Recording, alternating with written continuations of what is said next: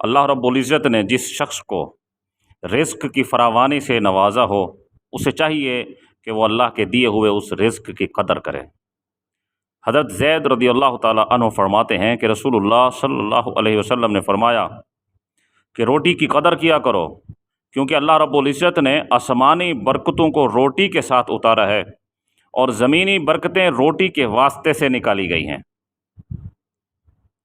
ये हदीस तैयबा असदुल गाबा में रिवायत की गई है।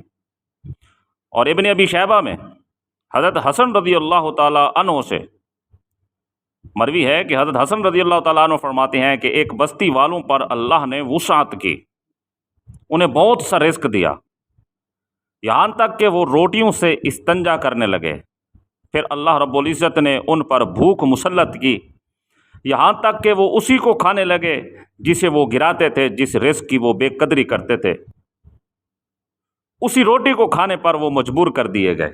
इसलिए हमें चाहिए कि अल्लाह रब्बुल इज़्ज़त ने जो हमें रिज़्क़ दिया है, उस रिज़्क़ की हम कदर करें, रोटी की हम इज़्ज़त करें।